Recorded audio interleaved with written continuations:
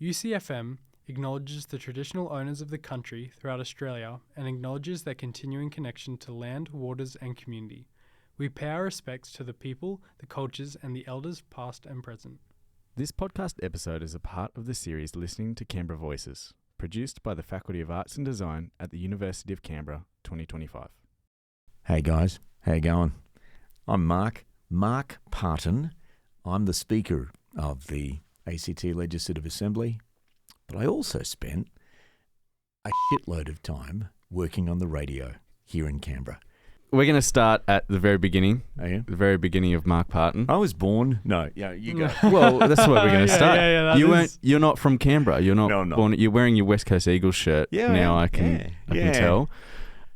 You were born in WA. Yeah, in the wheat belt of Western Australia, in a little place called York, which is about 100 kilometres this side of Perth. It's pretty much like Braidwood. So that's where I was born. My father was running a 7-day supermarket. Best small town supermarket operator in the world. Oh, really? Was my father. Yeah, according to me. So then you had such a nice life in Western Australia. What brought you to Canberra? Oh, well, I mean, obviously, there's a lot of things in the middle. Like, I was wrapped up in harness racing as a kid. I was helping guys who were training horses, and I ended up having a crack at calling the harness racing, like, off racing, Ewan's boy beat them out, and yeah, that's the sort of thing that I'm talking about. And so I was calling harness racing trials from the time I was 13, and I was calling actual race meetings from the time I was 16. And that's what I wanted to do. And I always figured I'd have more chance of doing that if I somehow got myself a radio job. And I can remember I went out to the radio station at Northam in Western Australia, which is about 30 kilometres from my hometown. And I made an appointment to see the general manager. And I said, hi, how you going? I'm a broadcaster. I said, I call the harness racing at Wild Catcham and Merredin, and I just wanted to see if I could. I said, I note that you guys only have 3 full-time announcers. It must be really hard to get a voice separation on all of your commercials, and I'm just popping out to see if maybe I can voice some ads for you. And so they got me to do this voice track and called me back the following day, and they said, how would you like to do the night shift for 6 weeks, starting in a fortnight? And then after that, I ended up they gave me the Sunday afternoon shift, and I pretty much started working full-time there the day after my final exam. And so I worked at this little country station in Western Australia for not long, 3 months, got myself a job in Perth. I don't know how. I just bullshitted my way into the job because there was no way I was ever up to it. Was that at a bigger station? Oh, massive. Okay. 6PR in Perth. And I was only there for 3 months because I was shit. and I got the only job I've ever been sacked from. So I got sacked from there, and then I applied for other radio jobs, and I ended up going to 3TR at Sale when I was just 17. I was there for 4 months, got a gig at 3&E at Wangaratta, 70X in Launceston, Wow. 5AA in Adelaide, where I stayed for a long time. I was there for best part of a decade. 5MU Murray Bridge, 2CS Coffs Harbour, KOFM Newcastle, and then Mix 106.3 in Canberra. Right. So you were bouncing around Yeah. radio stations. Yeah. But when you were going around looking for those other radio jobs, Yeah. travelling around the country, what challenges did you face doing that? Not many, really. I mean, it's interesting because most of those, like we were talking about this the other day, there's a number of jobs that I got remotely. I didn't go to the place for an interview. And so the first time that I drove into Sale, I knew that I was about to move there. You know, I knew that was where I lived. The first time I drove into Launceston, I knew that's... And it's this weird scenario of just going to this place knowing that you're about to be there. Coffs Harbour was the same. And it's also interesting that this country of ours... You know, there's no dialects, everyone talks the same language. But people in Adelaide talk differently to people in Perth. You know, people in Tasmania talk differently. And I would always listen really closely to the way that people talk and mimic the people where I lived because you had to sound authentic. You had to sound if you start like I don't know some of the examples, like Victorians are the ones that will say Castlemaine, whereas Dance. no, that's South Australia.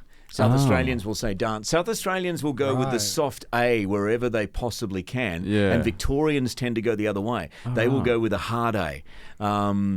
And if you're not saying it right, they will pick you as not being from there. Wow. And radio is so much like politics in terms of getting yourself elected politics. Because in radio, what you're trying to do is convince thousands of people that you live next door to them.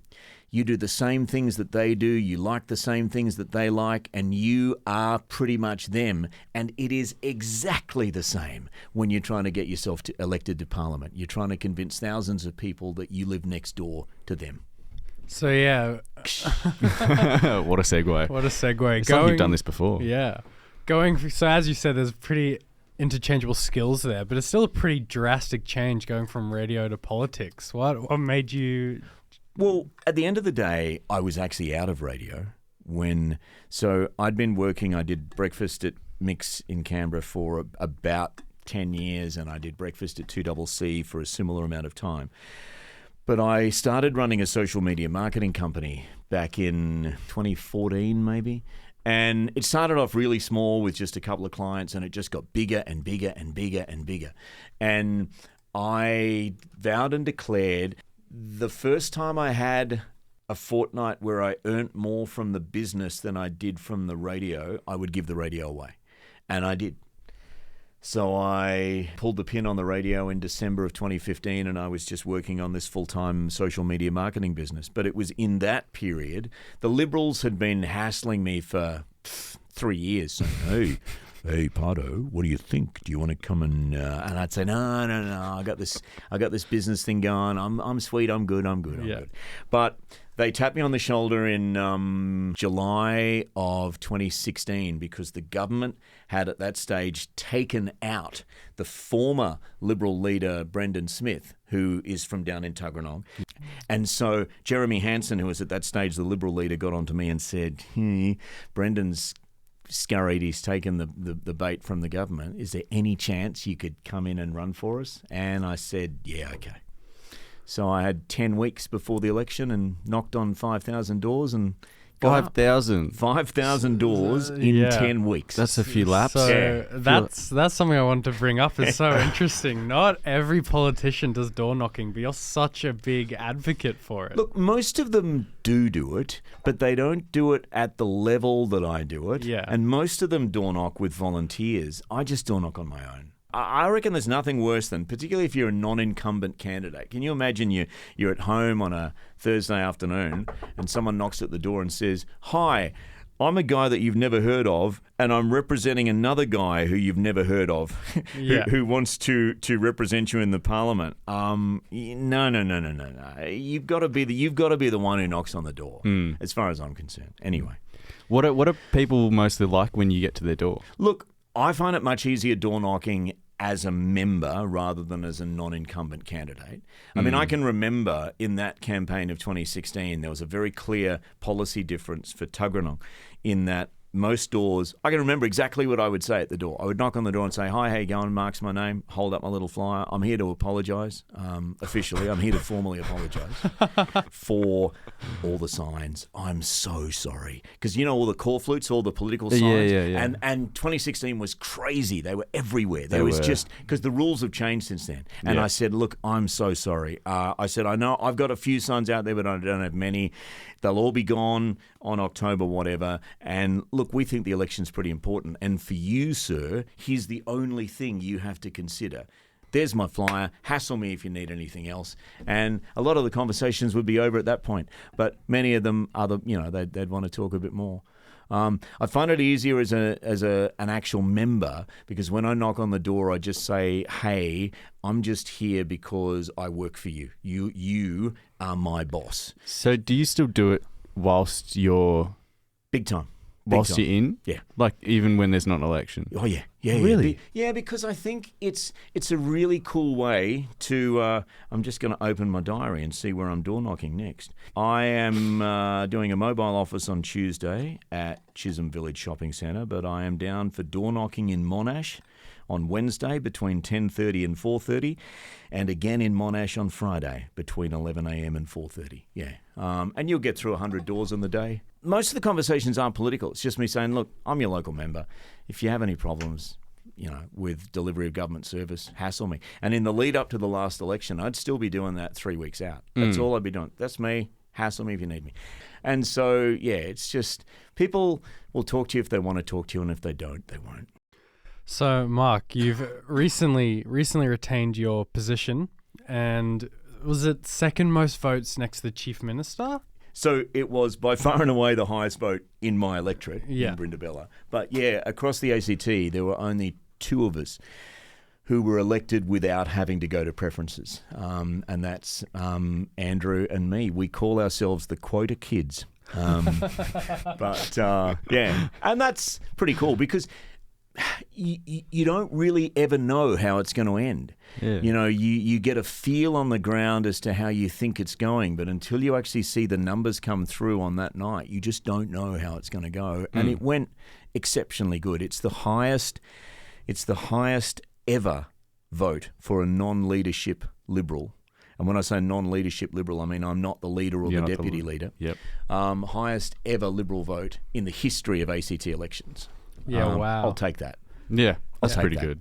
Yeah, and now you're speaker. So Yeah. what for the Speaker for the Legislative Assembly? What do you think of that? Yeah, it works for me, but most things do work for me. I reckon if I was a Garbo, I'd be loving it. I just reckon wherever you are is where you should be. And it's a very important role. And, I think one of the reasons that I was palatable to all parties, because you got to understand, there's no clear majority from... there's a 25-seat parliament. Labor's got 10, Liberals have got 9, Greens have got 4, and there were 2 independents wondering what the hell they're doing there. The magic number in the Assembly is 13. Labor's 10 does not make 13 unless it's coupled with either us or the Greens. So the decision on Speaker came down to a joint decision from everyone. I'd been Deputy Speaker for 4 years, and I think... there's an acceptance that when I'm in the Speaker's chair, I throw the line out right down the middle. I'm extremely unbiased. The party that complains most about my rulings is my party. and that's sort of because it's like coaching your son's football team. You've got to be harder on your son because otherwise they'll notice. I just play straight down the line in that chair and. Yeah. Is that the biggest challenge of being the speaker now? Because obviously it's a new thing being full-time speaker. Yeah, what's the biggest challenge that's come with it? Look, there's all sorts of things. Like, because as the Chief Presiding Officer of the Parliament, I'm in charge of the security of the precinct. And without giving too much away, we're having some discussions about where we sit in that. There's more to the role than people think. Yeah. I don't mind finding myself outside of my comfort zone. I quite enjoy that, but I certainly have found myself outside of my comfort zone. Of course. What has been the most rewarding part of politics so far? How long have you been in politics for? 9 years. 9 years? Yeah, what's the most memorable? Would it be the election and the... No, I would say that. So I've been in opposition for the whole time. So it's been almost impossible for me to win a vote on anything. I can't really bring about legislative change because even if I have the best idea in the world, there's no way the government would let me do it. They would just, And so it's been about the individual wins for individual constituents. I had the housing portfolio for 8 years, and most of the work there was dealing with public housing tenants who had fallen through the cracks and weren't being looked after, and they'd hit a brick wall in trying to fix things, and so they'd come to me, and on so many occasions I could fix things for them. And that's really, really cool. Housing in particular, because if you're dealing with transport, you're dealing with people's lives for half an hour of their day. Yeah. You know, if you're dealing with, I don't know, sport and rec, again, you're dealing with a component of people's lives. If you're dealing with housing, you're dealing with people's lives 24/7. You know, you're talking about where they live, where they sleep, where memories are made, where they make their food. And so it's really, really important. And getting wins for individuals in that space has been the most rewarding thing. What's the biggest misconception people have of politicians? I think it's that we're lazy as... I can't say that. There is a default position that when politicians aren't actually sitting in the parliament, that we're sitting at home watching Netflix. Yeah. And so it's one of the reasons I go out of my way to communicate very, very heavily on social media exactly what I'm doing, because otherwise people think you're doing nothing. I mean, there's also misconceptions from a weird-ass component of people who, you know, think that we're all getting kickbacks from the World Economic Forum and Big Pharma and you know, there's just this and it doesn't matter how many times you argue with these people, you can't convince them otherwise. You know, like, I'll have people come at me, and I'm crazy. If people write on social media to me in comments, I respond. I don't care who it is. I just respond. Yeah, wow. So the social media side of things must be really hard to handle, but you've got quite the following on social media that we found. Yeah. So how did that come about? How did you get such a massive following online? Look, I guess understand that I was running a social media marketing company in the 2 years before I was elected. Yeah. But also because I was a professional broadcaster for 33 years, I can string words together and I can create content. And so I figure you should play to your strengths, and if you can do that stuff, you should do it. It's interesting, traction changes on those platforms so dramatically. You know, there was a period of time where TikTok would just go gangbusters. It was so easy to go viral on TikTok. It's not anymore. It's hard yards now. Whereas Facebook's very geographically targeted as opposed to Instagram and TikTok. And the other thing is, like, you know, I talked about engaging with people like at shopping centres and door knocking. You're not going to engage with people in the 18 to 30 cohort at shopping centres or door knocking. You're just not. Yeah, no. It's very, very difficult to reach that under 35 cohort. And I just find that if you can cobble together authentic social media, then that's the best way to communicate with that cohort. What's the most you've got in, say, 24 hours? Look, the most I've got on a single video is about 400,000. That went gangbusters for me. But I also got enormous traction on a video about me picking my daughter up from Kmart after she finished a shift. You know, it got more than 250,000 views. And again, it gets back to that whole thing of, as shallow as it may seem, one of the tasks you have to get elected is to convince thousands of people that you live next door to them. There's nothing that does that more than sitting in a car park at the back of South Point at 10 o'clock at night picking up your daughter from Kmart. Mark, what is your favourite thing about living in Canberra? I think because it's about the size of the city. It's particularly because I live on the suburban fringe down in Theodore. It's about the fact that it's a city, it's a capital, but it's sort of like a country town. And it's particularly why I do like Tuggeranong. You know, I like the south. You spoke at the start quite fondly about your time on radio. Yeah. And I can tell you're very passionate about your politics currently as well. But is there any part of you that misses being on air and doing the radio stuff? No, look, I'm just not a rear vision mirror sort of guy. You know, I'm driving that way, and I've been there. I did it for 33 years. Being a person that looks forward, what do you see in your future? I don't know. Does that worry you at all? Oh, not really, because whatever it is, I think it'll be good. You know, I assume that I'm running for re-election in 2028. I'd love to be in government one day. The closest that I've been to government is being the Speaker. You know, I would like to believe that my side of politics can pull together a series of ideas that is enough to convince enough Canberrans to say, oh, we've had enough of this mob, and so let's change. But it's been a long time in Canberra. You know, we've been in opposition since 2001. I think that's a good place to end it. Well, thank you for talking with us, Mark, about the radio and politics career. It's been lovely having you. It's been good. It's been good to be here. Thanks, guys.